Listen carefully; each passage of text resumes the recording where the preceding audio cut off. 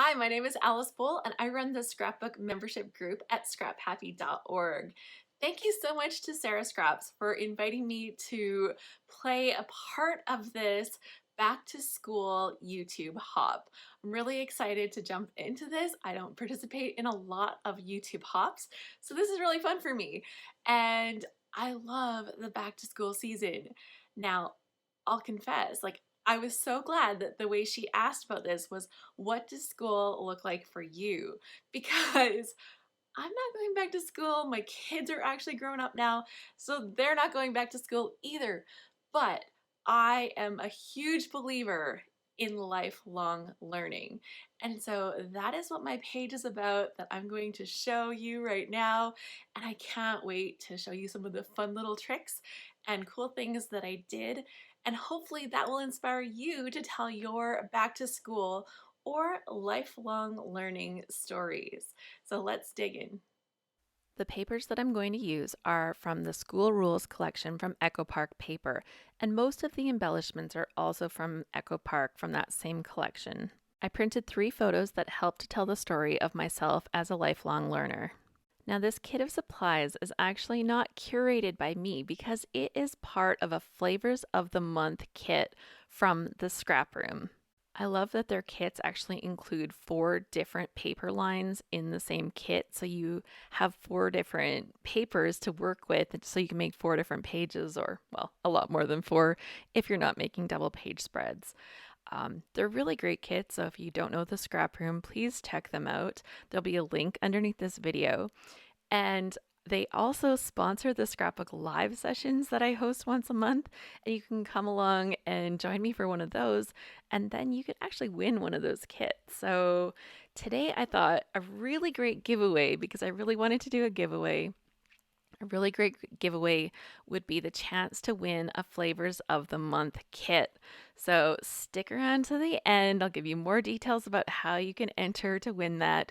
It's pretty easy, and hopefully you can get your hands on a free Flavors of the Month kit as well. And if you miss out on this one, come and join me for the Scrapbook Live, because then have another chance for them. So you can see with this layout that I'm starting to build, I used the black piece of cardstock for my background, and then I used that cute paper that has the little word cards, I guess, and I had to cut it down so not all of the letters are on there, but that's totally okay. It's just an embellishment for the background using the pretty pattern paper. And then I'm just kind of trying to see how this page is going to fit together. And the whole time I'm thinking about how much journaling I have. I have way more journaling for this page than it is ever going to fit on it.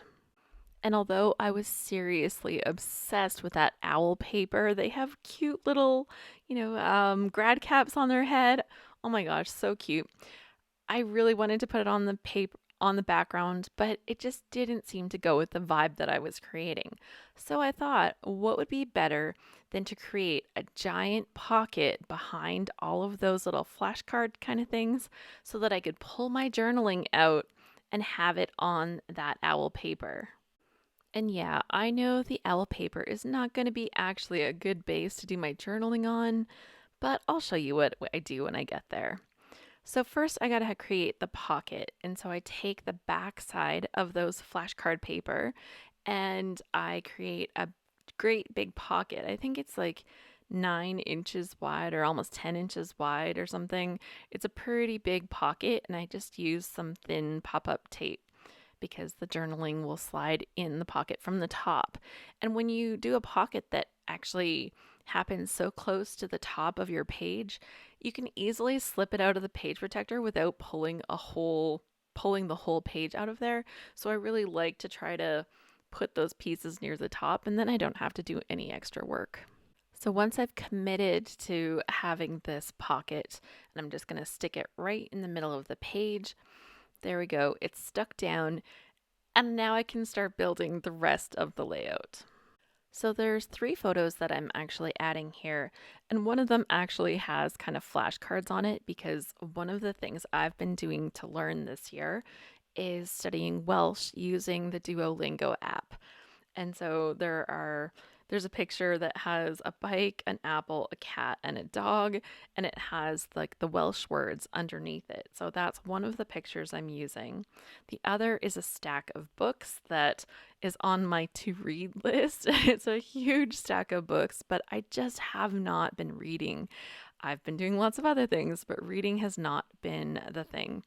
And so I really want that to happen for the fall. So that is in my plan. That's why it's on this page. But the center photo is myself sitting there and I'm crocheting and I'm actually making an afghan. It's a sampler afghan. So each square is a different style.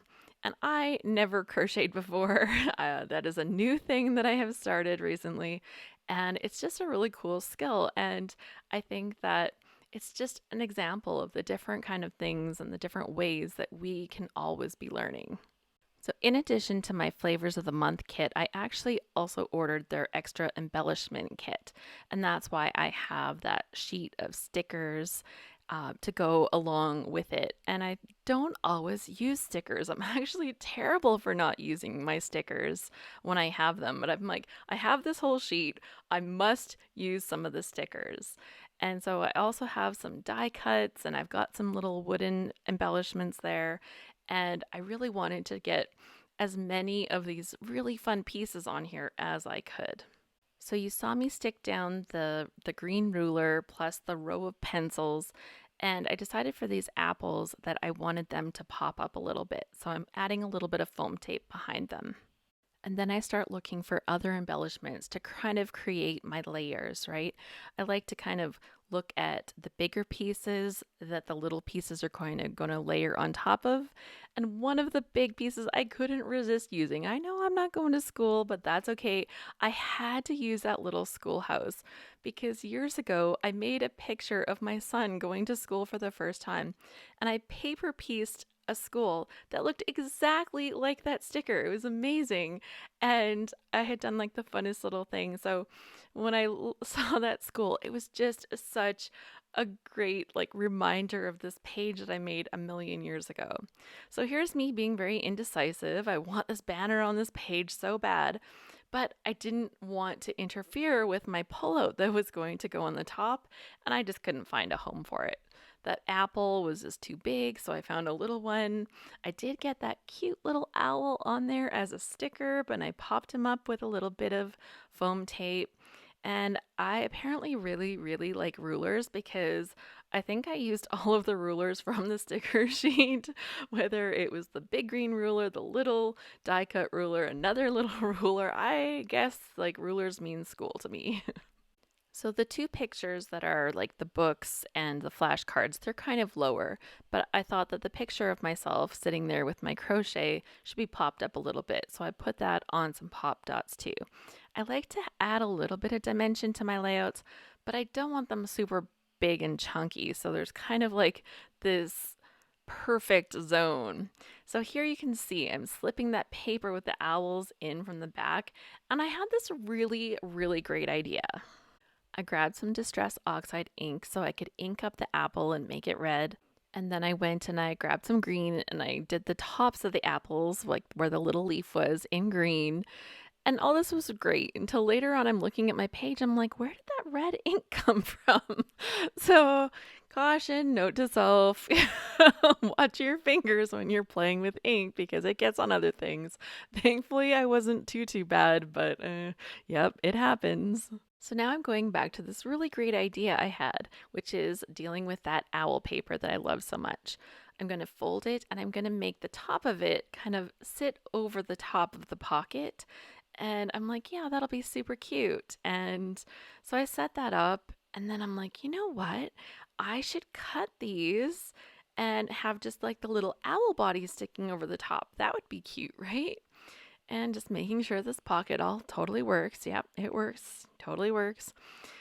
And so here's where I'm getting creative. I decide that I just want half of their little owl bodies to stick over the top. And I do it, and then I don't really like the look of it. So then I try to fix it by outlining the bottom with some black marker, which you'll see in a bit. Somehow that doesn't magically fix it and make it any better. Here I am just looking at it going, ugh, what have I done? So while I'm thinking about what to do about those, I stick down the little apple wood veneer pieces that I have colored. Now I have that ink all over my fingers. Here I am touching all my other papers, spreading it around, but I'm just not happy. So let's change gears, pull out the typewriter and type my journaling.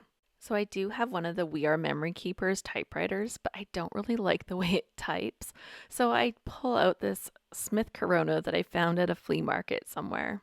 And if you really look at my typing, it is imperfect. It totally is not right. I don't fix a single word. I actually try really hard not to use contractions when I'm typing with a typewriter because I don't hit the right key when I'm doing the apostrophe.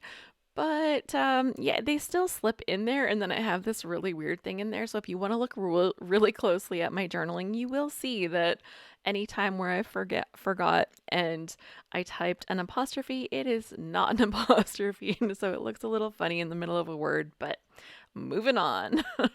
The journaling reads, I believe that learning is not something we should leave in the classroom. Education is not the sole responsibility of the schools. It is up to us to embrace a life of learning. This is one of the things I enjoyed about homeschooling our boys. I was always trying to teach them that we learn all of the time. This year, as we live with the word pandemic in our regular vocabulary, it is more apparent than ever that education does not have to be in a school. This year, in addition to my chickens and gardening, I started a couple projects to help me learn things that I never thought I would. I'm learning Welsh through an app on my phone. I'm fascinated by the language, even though my dad, who is Welsh, does not speak it. So far, I've been practicing for over 100 days. I did 100 days of French before I moved on to Welsh. I've also started to learn crochet. I bought a kit that will teach me many different stitches, a stitch sampler Afghan. I'm surprised by how well I have done. My plan for this fall is to do more reading. I have an ambitious pile of books to get through. All of these things help me take my mind off of the situation we're facing in the world and the uncertainty. This is my way of moving forward by being a forever learner. Yeah, and here's where you can see I did that whole pen thing. It didn't help the owl situation. Anyways, keep that phrase forever learner in mind because often one trick that I do is I finish my journaling with the title of my layout. So we're going to see that here in a second. And I was pretty sure when I grabbed this set that I had enough letters for this, and then it turned out no, I did not. I was short one E. So what I did was I took an L and an F and I just kind of merged them together, had to cut a little piece of it off, but it totally works. And honestly, if I'm looking that close afterwards and I really hate it, just move on. Just move on. So I thought it was going to go down there, but then I had this idea. I'm like, okay, I can solve the owl problem. Like, thank goodness it has to go. So I took some of this plaid paper and I made it like an extra bar that would go on top of the owls that were hanging over the edge that just were not working. And I cut that to size for this. So unfortunately, the owls just don't make it onto this page at all. I do have that one little sticker that looks like them, but that was it. They just didn't make it, but they're on the back side of the journaling. So if you pull out the journaling and look at the back, it has that really pretty pattern on it. That's a thing, right? And now I've solved the title problem. I've solved like the whole problem with the owl fold and everything feels so much better. I have to stick these stinking letters on. They're thickers, but they're chipboard thickers. So you know they're not going to stick for more than 2 seconds. So I have my glue and I actually use my roll of tape and I leave it sitting upside down in there. And thankfully, it doesn't actually drip all over the countertop. Like, wouldn't be a big deal if it did. I could just clean that up or put a piece of scratch paper underneath it. But it doesn't actually drip out, but it's so good to keep it loaded in the end as I'm working so that it doesn't have to keep like the glue going back and forth. So if you have something like that handy on your desktop, it's a really good tip. Here's a quick peek at the finished layout. Forever Learner. I really like that I was able to create a page that I really like so much and still tell a ton of journaling by having that huge hidden pocket in the back. So if you want to keep your pages look clean and designed and super pretty, but you still want to include a lot of words, don't forget about hidden pockets. So I hope that this inspires you to tell your forever learner story, or perhaps your back to school story. And depending on what that looks like for you right now, it might be a really good time to tell those stories. Don't forget to check out our next stop on the hop. All of the links for today's hop, or today's part of the hop. This is like day 3 out of 4 for this hop, so that's amazing. But all of the links are underneath this video in the description, so you can go and check out the next stop to get even more back to school inspiration. And I said up front that we're going to have a giveaway, and I'm so excited because one of you is going to receive, you got to leave a comment below on this video. You don't even have to go to every video. I encourage you to go to every video, like them, get that inspiration, but as long as you leave a comment on this video, you'll be entered to win our giveaway. And I'm giving away a flavor of the month kit from the Scrap Room. I am loving my kits from the Scrap Room. That's what I used on this page. You actually get 4 like little mini kits. They're amazing, and they're actually the sponsor for our scrapbook live sessions that we host once a month, and we give away a free kit during those too. So this one I am sponsoring because I'm a huge fan of their kits, and I hope that you'll come and check out our Scrapbook Live. They're totally free to come join me and play. You can sign up for that at scraphappy.org/subscribe, so go and check that out, sign up for that, get on the email list so that you'll get the links. But yeah, you can win a Flavors of the Month kit, and yeah, just leave a comment. It's like that easy, just leave a comment. Okay, thank you so much for joining me. Check out the rest of the links on the hop. You're gonna have lots of inspiration. I have many friends playing along and many new YouTubers that I don't know that are friends with Sarah. So I'm so thankful to her for putting this together. Be for sure to pop over to Sarah's. Her link is also down below so that you can pop over to Sarah and say, Sarah, you're brilliant. Thank you so much for organizing this hop. Anyways, hope you are super inspired. Let's go learn some stuff and talk about our school experiences. Okay, talk to you soon. Bye. Oh, don't forget to hit that subscribe button. I really would like it if you do that. Hit the subscribe button. Thanks. Okay, bye.